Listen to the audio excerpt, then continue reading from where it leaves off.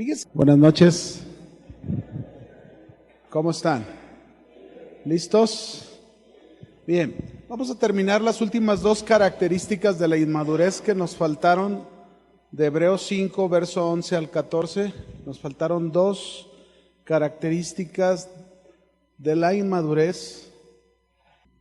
La cuarta es el querer seguir llevando una vida como niños de inmadurez, inmaduros. Querer seguir llevando una vida como niños.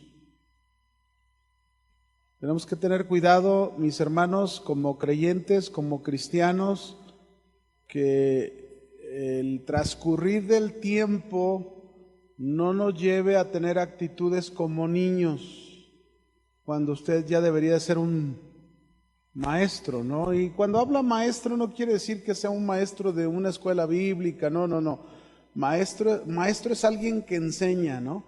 Un papá puede ser un maestro o puede ser un niño que sigue con sus actitudes de berrinches, ¿verdad? Como un niño y no está enseñando.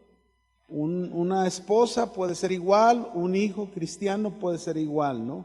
Así que debemos dejar esa vida como niños y avanzar a la madurez. Y la última es la falta de capacidad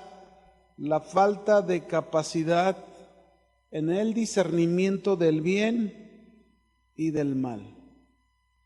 Hay muchos cristianos, muchos creyentes que también esta característica todavía está ahí presente en sus vidas. Fíjense, cuando debería de haber una capacidad para discernir y distinguir el bien con el mal, no se logra. Hay un ejemplo en la Biblia, si van conmigo, 1 Corintios capítulo 3, lo voy a leer rápido ahí. Como aquí está un ejemplo que Pablo pone y los creyentes pensando que todo está bien. Miren lo que dice aquí. ¿Lo tienen?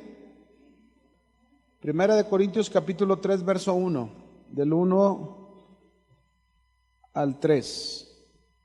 Dice ahí: de manera que yo, Pablo, hermanos, no pude hablarles como a espirituales, sino, ¿cómo les tuvo que hablar?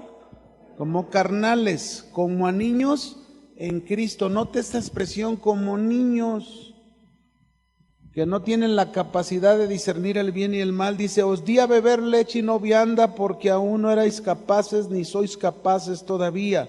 Escuche, porque aún siendo carnales, pues sabiendo entre vosotros que había celos, contiendas, disensiones, ¿no sois carnales y andáis como hombres? Fíjese qué tan sencillo está. Estas personas no podían distinguir o hacer la diferencia del bien y del mal al darse cuenta que había celos, contiendas, pleitos, disensiones. Eso es inmadurez. Si tú, por ejemplo, estás dentro de algo así similar y no lo puedes discernir, eso quiere decir que eres un niño, un inmaduro. Y tenemos que avanzar a la madurez. La característica de una persona madura es que ha logrado la capacidad de discernir el bien del mal. Sabe perfectamente bien que eso que está haciendo no es el bien y tiene que cambiarlo, tiene que corregirlo. Así que, mis hermanos, ahí están las características de la inmadurez. Por eso son necesarios los fundamentos puestos bien claro como un fundamento en nuestra vida, para que a través de esos fundamentos podamos crecer, avanzar. ¿Hacia dónde? Hacia la madurez. Un creyente maduro, fíjense bien, voy a darles algunos principios. Un creyente maduro siempre va a buscar hacer aquellas cosas que son para bien, que son de edificación, que convienen de acuerdo a la voluntad de Dios. Otro, un creyente maduro es aquel que deja de pensar en él y piensa en los demás. Si tú te crees un creyente maduro, entonces esto está muy presente en tu vida. Has dejado de pensar en ti para pensar en los demás. Has dejado de pensar en ti para hacerles un bien y no un mal. ¿Ya? Un creyente maduro, mis hermanos, se autojuzga y deja de juzgar a otros. Un creyente maduro, ¿qué hace? Se autojuzga y deja de juzgar a otros. Trabaja con sus deficiencias y no con las deficiencias de los otros. Somos muy dados a hacer eso. Somos muy dados a juzgar y no autojuzgarnos. Somos muy dados a ver las deficiencias de los otros, pero no a mirar las nuestras. Y eso no es madurez cuando se actúa de esa manera. Ser maduro es todo lo contrario. Ser alguien maduro es alguien que aprende a juzgarse antes que juzgar a los demás. Siempre está ahí, ¿no? Antes de decir, bueno, a lo mejor le estoy viendo aquel defecto al hermano cuando yo tengo 20. Y voy a trabajar primero con mis 20 para poder sacar la pajita del hermano. La bigota primero que está en mí, para luego trabajar en la paja, ¿verdad? Así dice la Escritura, ¿o no? En Mateo 7, del verso 1 al 5, ¿se acuerdan? Un maduro es aquel que cada vez más en su vida, un maduro es aquel que cada vez más en su vida sabe distinguir lo verdadero de lo falso. Así que, mis hermanos, vamos a establecer bien los fundamentos, vamos a avanzar a la madurez, que eso es lo que nos compete a cada uno de nosotros.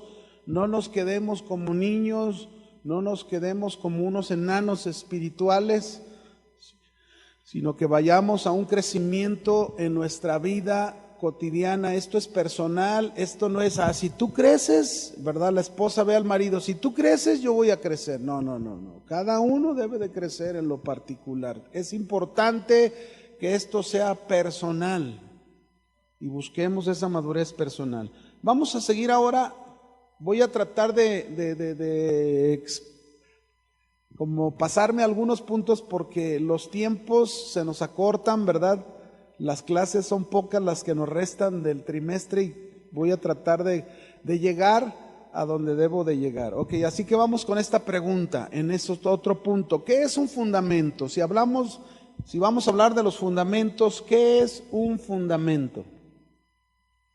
De acuerdo a la Escritura, este término es tomado del vocabulario, de acuerdo a la Escritura, este término es tomado del vocabulario usado para los constructores y se refiere a la primer piedra o a la primera operación, se refiere a la primera operación que se debe de llevar en una construcción. Es una base sólida, el fundamento es una base ¿qué? Sólida y estable. Es una base sólida y estable, capaz de sostener toda una estructura o un edificio. Voy a repetirlo, es una base sólida y estable que es capaz de sostener una estructura o un edificio. Hay un texto, no lo vamos a buscar, solamente anótenlo, el de Mateo capítulo 7, verso 24 al 27. Este es un ejemplo que Jesús puso cuando terminó de enseñar el Sermón del Monte. Mateo 7, verso 24 al 27. Él habló sobre el hecho de que cualquiera que oye las palabras que él hablaba y las ponía en práctica, dice, le compararé a un hombre prudente que edificó su casa sobre la roca, fundamento. Dice, y habla de circunstancias que vinieron lluvias, ríos, soplaron vientos, golpearon contra la casa y no cayó porque estaba fundada sobre la roca, es decir, tenía un buen fundamento. Esto es algo muy interesante en cuanto a comparación de lo que son los fundamentos que estamos aprendiendo, que deben de ser como esa roca que nos debe de sostener aunque venga la circunstancia que venga y golpee contra nuestra vida, contra nuestra casa, contra nuestra familia, quien está bien sólido, quien tiene bien puestos estos fundamentos, su casa no va a caer, su vida no va a caer. Eso es lo que habla Jesús, pero también habla sobre otra comparación. Dice, cualquiera que oye estas palabras y no las hace, no las practica, le compararé a un hombre insensato que edificó su casa sobre la arena. Esto no es fundamento. La arena no es un fundamento, ¿verdad? ¿Estamos de acuerdo? Y hablar de la arena, yo puedo aquí, mis hermanos, aplicarlo, la arena a todas las ideas, conceptos, pensamientos que el hombre establece como fundamento en su vida, pero que no tienen nada que ver con la palabra de Cristo, con la palabra de Dios. Por ejemplo, hay quienes establecen un fundamento para su matrimonio y luego dicen, bueno, mi amor, le dice la esposa al esposo, necesitamos ir con un psicólogo para que nos ayude en nuestro matrimonio y podamos salir adelante, y van con el psicólogo y el psicólogo les da un montón de ideas, un montón de pensamientos, pero que no tienen nada que ver con la palabra de Dios. Eso es arena. ¿Qué es? Arena. La única roca es lo que Jesús dijo, el que oye mis palabras y las obedece, las practica. Esa es roca, firme, sólida. Por eso los fundamentos son sólidos cuando se aplican a la vida. Así que dice que este hombre que edifica sobre la arena, le pasa lo mismo a los dos, sucede lo mismo, vienen lluvias, ríos, soplan vientos y dan con ímpetu contra su casa. Pero ¿qué sucede con esta casa? Se cae. Por eso es triste ver, hermanos, durante los años, se los comparte uno de experiencia. Yo tengo 39 años de haber conocido al Señor Jesucristo y en 39 años he conocido, por ejemplo, soltero, muchos jóvenes que ya no están en los caminos del Señor. Y tú volteas para atrás y piensas sobre qué edificaron. Dios nos ha dado el privilegio a mi esposa y a mí de haber estado en diferentes lugares donde tuvimos la oportunidad, en algunos de pastorear, en otros tuvimos la oportunidad de trabajar fundando o estableciendo un grupo de alabanza, diferentes pueblos donde fuimos enviados, y volteamos para atrás y no están todas las personas que conocimos cuando estuvimos en ese tiempo, porque no todos pusieron un buen fundamento. Por eso preocúpate porque tu fundamento sea un buen fundamento, para que cuando pase el tiempo tu casa esté ahí firme, tu vida esté ahí firme. Hay muchos estudiantes, ¿verdad? Yo lo comparto como mi hijo que entró a medicina cuando recién entró, hace ya algunos años de eso. ¿Y cuántos son en el salón? Dijo, no, somos 120. Ah, pues qué padre, ¿no? Pasaron 2 meses y ¿cuántos son? No, pues ya somos 50. Pasaron otros, ya a los 6 meses ya nada más habían quedado 15. Fueron los que terminaron su carrera, 15 de 120. Pues ¿sabían ustedes que lo que es en la iglesia, lo que es el instituto, es algo muy parecido? ¿Sí sabían? Espero que no sea con nadie de ustedes, y que permanezcan aprendiendo a ser sólidos, firmes, poniendo buenos fundamentos, que pase lo que pase, ahí está tu casa, ahí está tu vida, ahí está tu matrimonio, ahí está tu hogar firme, sin que se desmorone. Amén. Muy bien. Ahí está el fundamento. Ahora, nosotros dijimos que la base de nuestros fundamentos la tomábamos de Hebreos capítulo 6, versículo 1 y 2, ¿se acuerdan?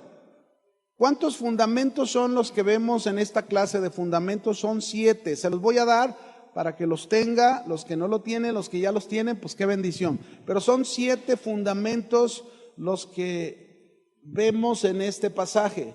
Número 1, el primero es la palabra de Dios. ¿Ya? Número 2, el arrepentimiento. Número 3, la fe en Dios. Y muchos de los que entraron hace un trimestre atrás, nos quedamos en la doctrina de los bautismos, los que se acuerdan, ¿verdad? Pero ese es el que sigue, el cuarto, la doctrina de los bautismos. Ahí vemos dos bautismos, el bautismo en agua y el bautismo del Espíritu Santo. Y luego el quinto fundamento es la imposición de las manos. El sexto fundamento, la resurrección de los muertos.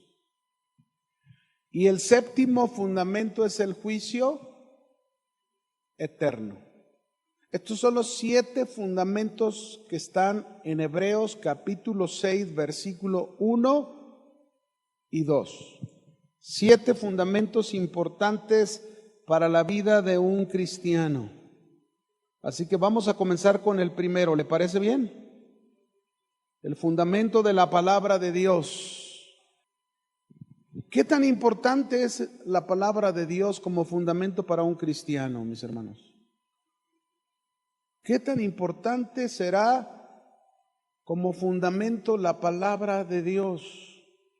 Volviendo al texto de hace un momento que les di de Mateo 7, 24 al 27, Jesús en este pasaje nos ilustra lo importante que es la palabra de Dios para nuestra vida.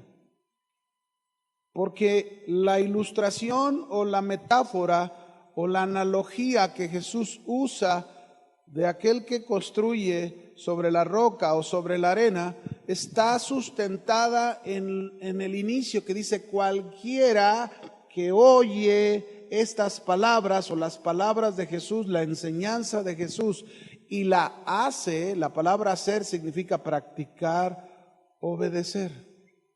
Practicar, obedecer o ser hacedor, como quieras, es lo mismo. Cualquiera de estas 3 cosas significa lo mismo. Qué importante es la palabra de Dios, porque de la palabra de Dios dependen todos los demás fundamentos. ¿De dónde surgen los 6 fundamentos que vamos a hablar? Del arrepentimiento, la fe en Dios, el bautismo, la doctrina de los bautismos, la imposición de las manos, la resurrección de los muertos, el juicio eterno. ¿De dónde surge todo eso? ¿De dónde lo sacamos? De la palabra. De ningún libro, es de la palabra. Ahí están en la palabra estos fundamentos registrados desde el Génesis hasta el Apocalipsis como parte importante para la vida de un cristiano.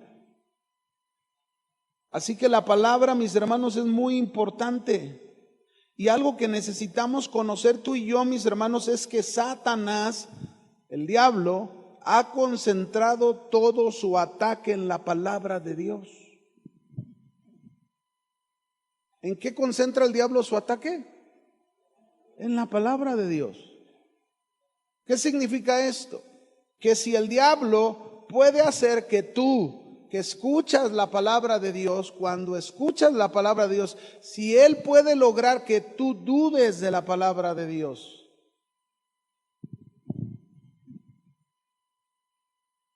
¿qué va a lograr si tú dudas de la palabra de Dios?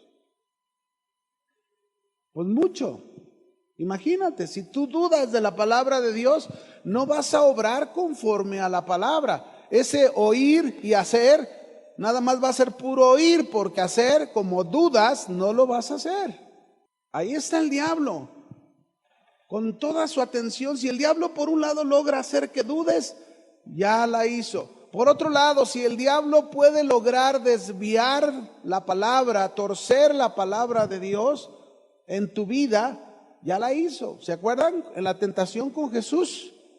Escrito está, Jesús, cuando lo subió ahí al pináculo del templo, escrito está que si tú te arrojas, Dios va a mandar a sus ángeles para que te guarden en todos tus caminos y no caigas. Y mira, imagínate cuando tú te arrojes y los ángeles te cachen, todos los que vienen al templo van a aplaudir. Ahí está el Hijo de Dios. Pero Jesús, ¿con qué contestó? Escrito está, no tentarás al Señor tu Dios. Fíjense qué estaba haciendo el diablo con lo que estaba proponiendo con la Escritura. Hoy en día hay muchos ministros, muchos predicadores que han caído en este engaño de torcer las escrituras. ¿Y saben qué hacen? Tratan de presentar un espectáculo en la gente para que puedan creer, cuando el Hijo de Dios no vino a hacer eso. No se puede tentar al Señor nuestro Dios. Amén. Tenemos que tener cuidado. La palabra de Dios es tan importante. Fíjense, vamos a leer 2 versículos de la importancia que Dios le da a la palabra. Vamos a leer el primer pasaje, está al principio, que es en Deuteronomio 4:2, pero luego vamos a leer un versículo al final. Deuteronomio 4:2. Cuando lo tenga me dice. ¿Ya lo tenemos? Dice: no añadiréis a la palabra que yo os mando, ni disminuiréis de ella, para que guardéis los mandamientos de Jehová vuestro Dios que yo os ordené. Fíjese bien qué importante es la palabra, que la palabra que Dios nos ha dado, la palabra que está a nuestro alcance, la Biblia. Algunos a lo mejor luego yo sé que van a hacer preguntas y ahorita se las voy a contestar, pero la palabra de Dios que tenemos a nuestro alcance, 66 libros de la Biblia, está diciendo Dios claramente que no le añadas ni le quites. Esta palabra es suficiente. Ya quisiéramos nosotros estos 66 libros suficientes, que todos los principios y todas las ordenanzas y todos los mandamientos que aparecen en él los pudiéramos obedecer. Oiga, pastor, ¿pero qué con los libros deuterocanónicos? No faltaría quien preguntara, ¿verdad?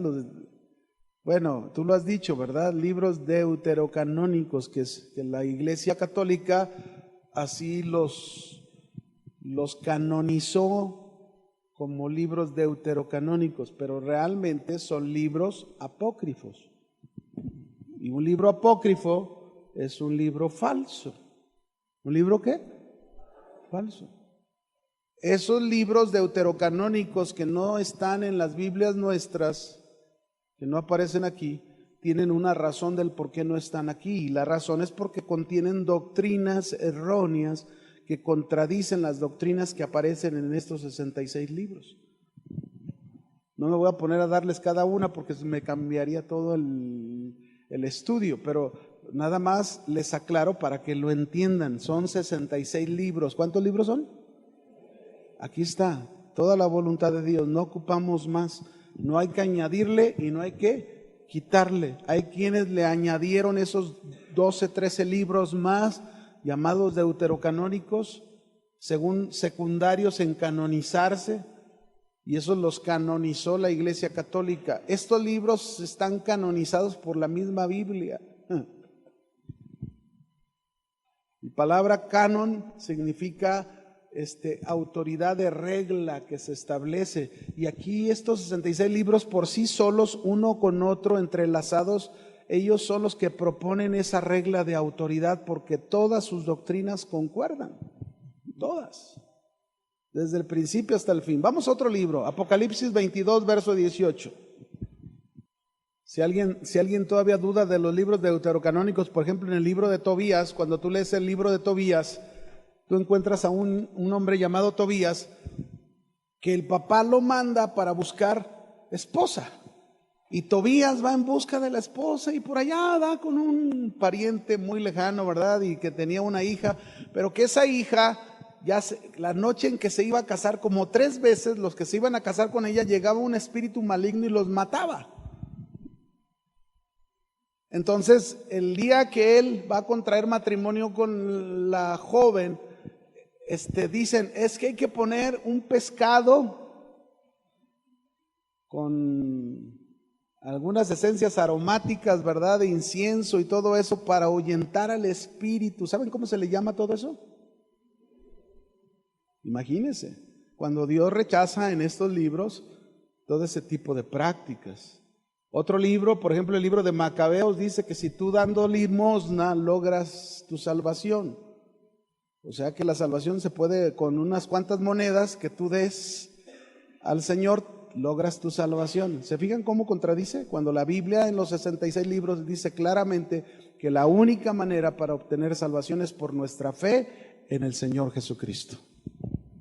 Pues por eso es importante entender todo este tipo de cosas. Ok, Apocalipsis 22, 18. Yo testifico a todo aquel que oye las palabras de la profecía de este libro, si alguno añadiere a estas cosas, una vez más igual que Deuteronomio, Dios traerá sobre él las plagas que están escritas en este libro. Y si alguno quitare de las palabras del libro de esta profecía, Dios quitará su parte del libro de la vida y de la santa ciudad y de las cosas que están escritas en este libro. Note, mi hermano, cuando habla de añadir y de quitar, no es el simple hecho de quitar una palabra, una frase, no.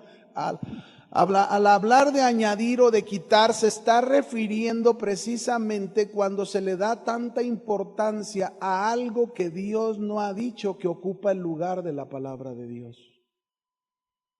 Amén. Por ejemplo, ¿usted qué diría de un pastor que dice: hermanos, vamos a orar? ¿Cuántos tienen familiares que están en el infierno? Vamos a orar porque el Señor nos ha dado poder, porque no hay nada imposible para Él. Así lo dice la Escritura, podemos pasar sus almas del infierno al cielo.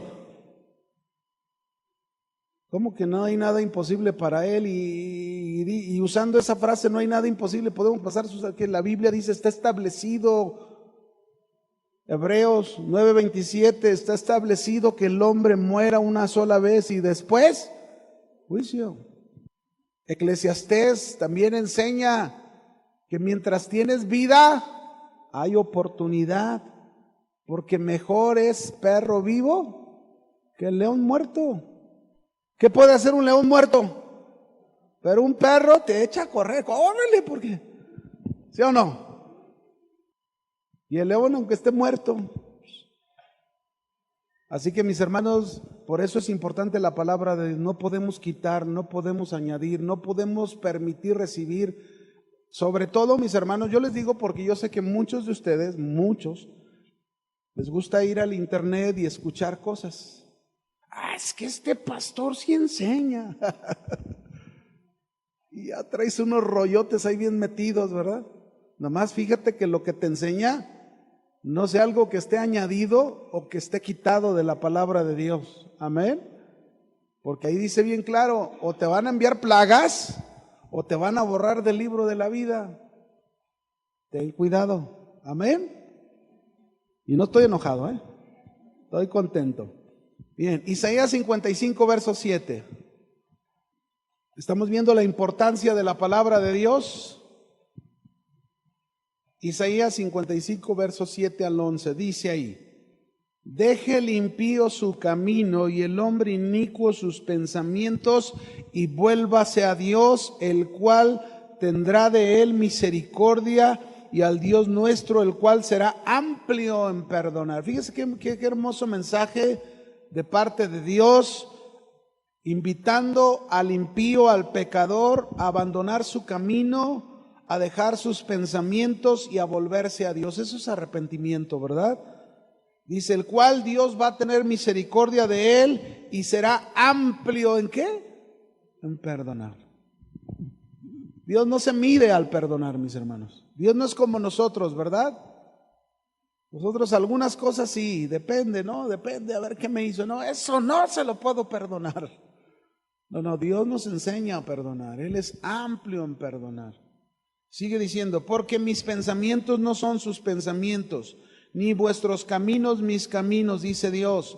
Como son más altos los cielos que la tierra, así son mis caminos más altos que vuestros caminos, y mis pensamientos son más altos que vuestros pensamientos.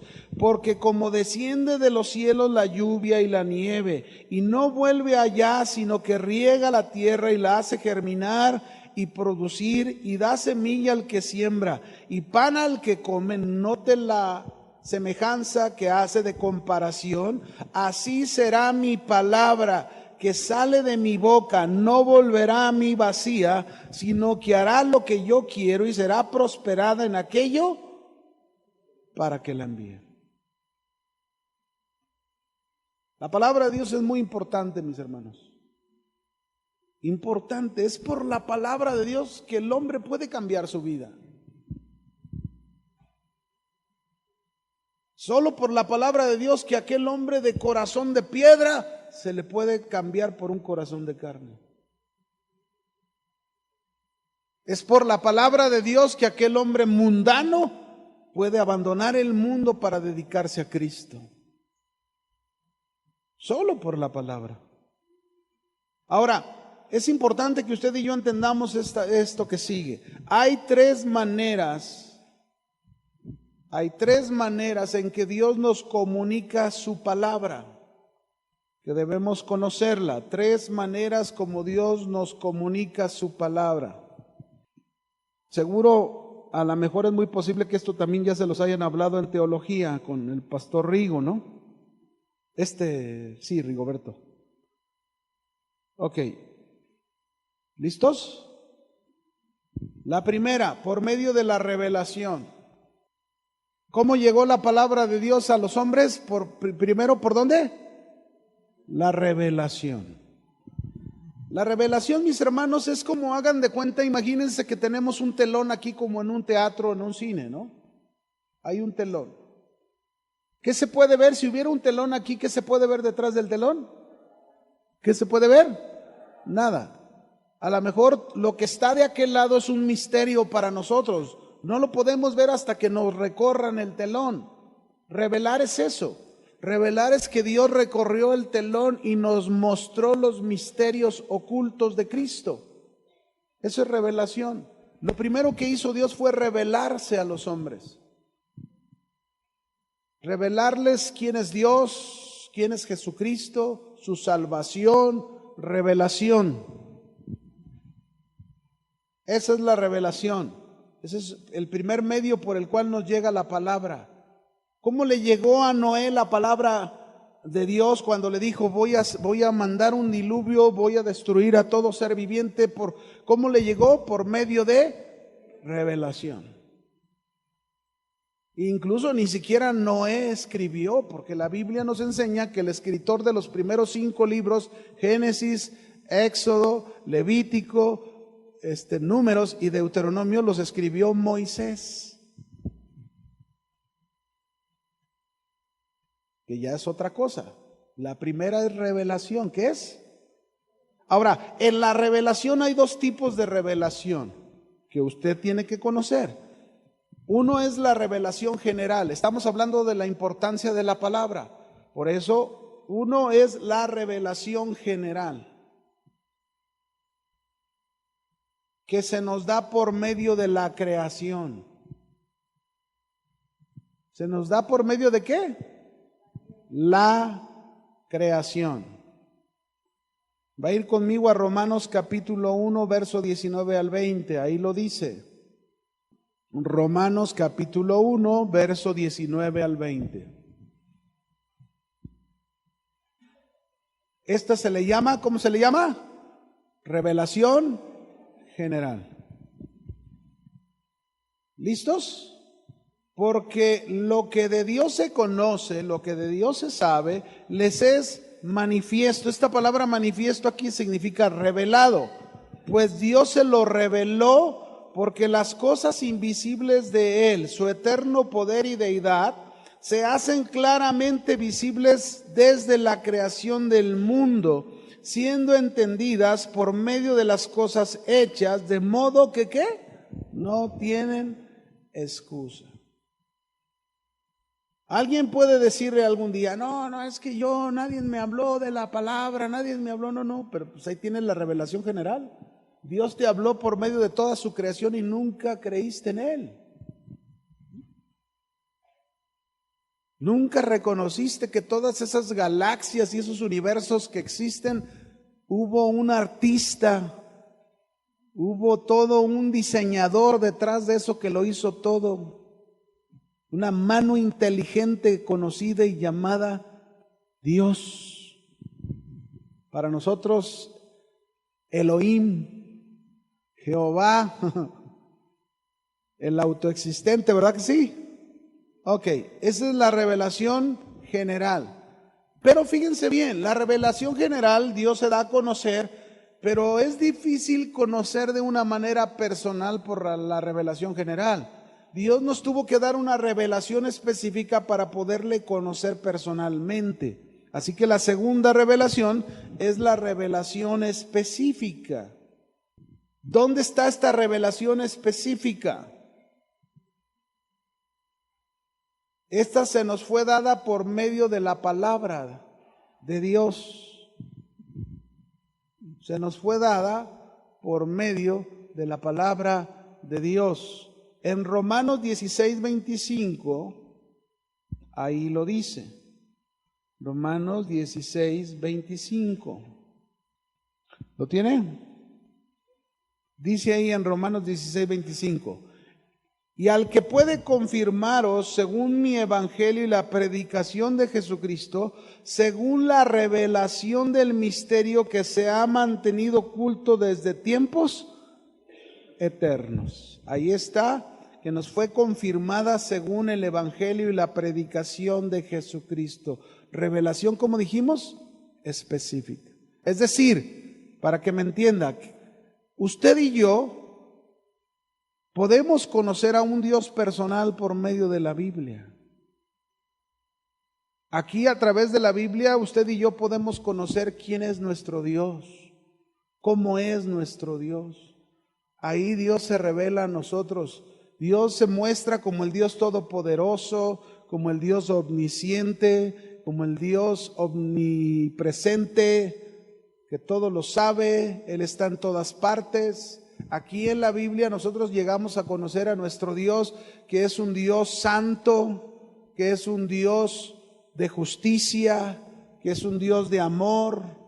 Todo. Podemos conocer personalmente a nuestro Dios a través de la Biblia. Si tú no conoces a Dios es porque no estudias la Biblia. Pero si tú estudias la Biblia y oras a Dios, tú puedes conocer al Dios en el cual tú crees, el Dios de la Biblia. Tal cual, porque aquí se revela para conocerle de una manera ¿cómo? Personal. Bien, entonces esta es una primer cosa que Dios usa para hacernos llegar su palabra, la revelación. Pero la segunda cosa que Dios usa, es decir, una cosa es revelar, ya dijimos, recorrer el velo, pero la segunda cosa para poder hacernos llegar la palabra a nosotros es por medio de la inspiración. Es decir, Dios capacitó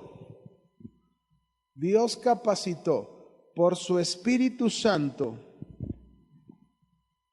a los escritores de la palabra, capacitó a los escritores de la palabra y los inspiró para que escribieran la verdad revelada por Dios. Voy a repetirlo. Dios capacitó por medio de su Espíritu Santo a los escritores de la palabra y los inspiró para que escribiesen la verdad revelada por Dios. Hay quien le va a decir a usted, no, este es un libro escrito por hombres. Siempre es la excusa. Yo siempre les digo, mira, el día que tú vivas todo lo que dice aquí, te voy a creer más a ti que lo que dice aquí. ¿O no? Pero vívelo. Si lo vives, tienes razón. Y si no, pues entonces nada más estás juzgando sin bases. Así de simple. Así que mis hermanos, vaya conmigo a 2 de Timoteo 3:16, ahí lo dice. 2 de Timoteo capítulo 3 verso 16. 3, 16 y 17. ¿Lo tienen? ¿Lo tenemos? Dice ahí, la mitad de la escritura es inspirada por Dios. Ah, mi versión está equivocada. El cuarto de la escritura es inspirada por Dios. ¿Cuánto? ¿Cuánta?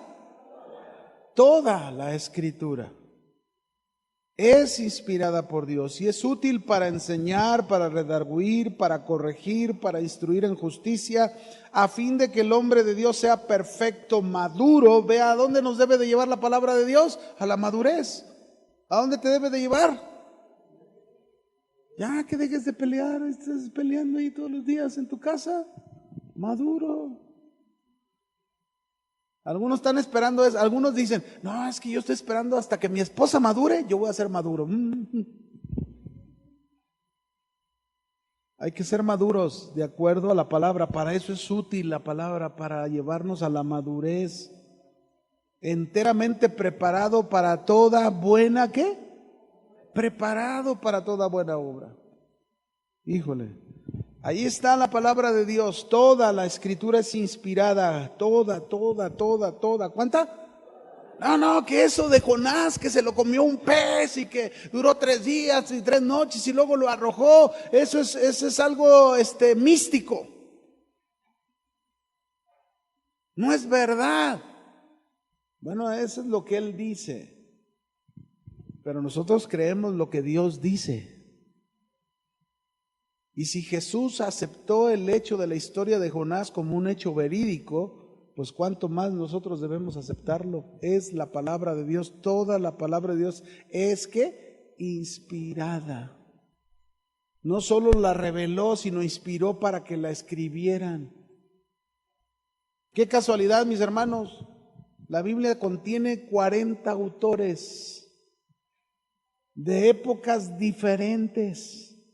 Unos fueron reyes, otros fueron profetas, otros fueron muy estudiosos, otros fueron pescadores. Pero todos los 40 autores de la Escritura concuerdan uno con otro. ¿Cómo se pusieron de acuerdo? Es Dios inspirando. Cuando habla de que Dios inspiró, mis hermanos, está diciendo que el autor detrás de aquellos hombres, el autor de la Escritura, es Dios. ¿Quién es el autor de la Escritura? Lo único que le puedo decir que es algo muy fácil de entender. Este libro, mis hermanos, nos presenta una vida perfecta. Y no hay ningún hombre en la tierra, ninguno de nosotros, que pueda vivir a la perfección todo lo que está aquí escrito. El único que lo hizo se llamó Jesucristo. Nosotros tenemos que ir en busca de esa perfección, porque ese es nuestro papel como seguidores de Cristo. Por eso nos llamamos cristianos, cristitos, que queremos ser como nuestro Cristo. Vamos en busca, y la palabra de Dios nos ayuda para eso, pero nos pesa mucho el cuerpo que tenemos, que es corrupto, que nos gana en muchas cosas. Pero sin embargo vamos en busca de esa perfección. Amén. Ok, yo quisiera, pero ya veo que el tiempo se me acabó, hermanos. Vamos a permitir aquí que